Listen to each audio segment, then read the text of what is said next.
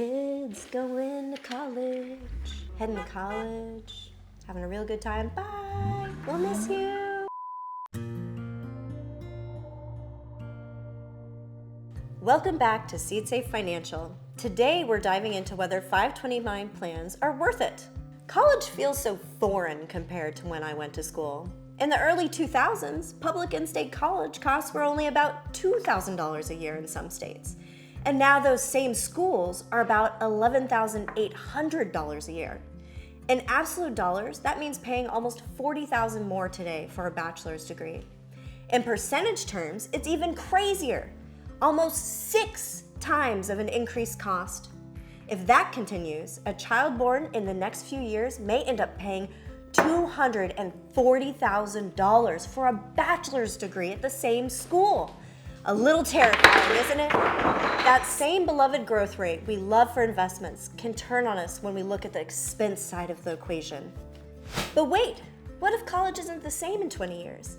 What if education is democratized? Or trade school and technical careers are better options for my child? Or what if they don't even think they'll go to college?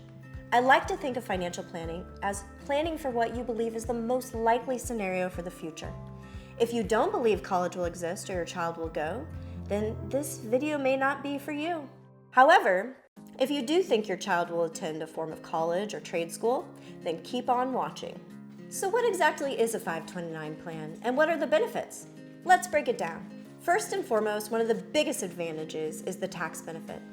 Contributions to a 529 plan grow tax deferred, meaning you won't pay taxes on the earnings as long as the funds are used for qualified education expenses. For tech professionals and other executives, we like to focus on the tax-deferred element of the plan. Tax deferral of gains means you want the largest amount of gain possible in the account to defer, which means you actually want to make your biggest contributions when your child is still tiny. This can feel counterintuitive since college feels so far away to think about. But like retirement contributions, small amounts early on make a huge impact compared to larger contributions in the few years leading up to college. The sooner, the better. Contributions may be subject to the gift tax. This is where a 5-year election comes into play as well. The individuals may contribute as much as $90,000 to a 529 plan in 2024 if they treat the contribution as if it were spread over a 5-year period. We often suggest this for clients going through a major windfall, like an IPO, stock sale, etc. Then they can set it, forget it, and never think about it again until they use it for college. Here's the cherry on top. Many states offer additional incentives for contributing to a 529 plan, such as state tax deductions. Be sure to check what incentives are available in your state to maximize your savings potential. Colorado tops the list in their annual tax deduction for contributions, around $20,000. What are qualified education expenses, though? Qualified education expenses include not only tuition, but also room and board, textbooks, and even certain computer expenses.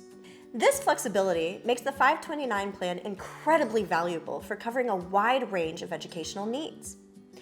So what schools qualify? Colleges, universities, vocational school, or other post-secondary educational institutions are eligible to participate. They have to be part of the student aid program administered by the Department of Education, but this could even include study abroad or international universities. Check out the department's website for more information. So now that you know the big benefits of a 529 plan, how do you decide how much to put towards it? This is a very nuanced question that will differ for each person. But the main things I consider in answering these questions are: what free cash flow is currently available? Do you have extra cash from each paycheck that you can put towards it? Are you on track for investments for yourself?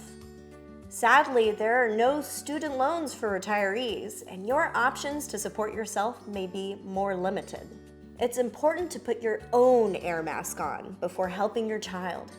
What kind of education do you want to plan for? In-state college, out-of-state, private colleges? What is the total cost you want to support for your child? Do you want them to have skin in the game? And how old are they?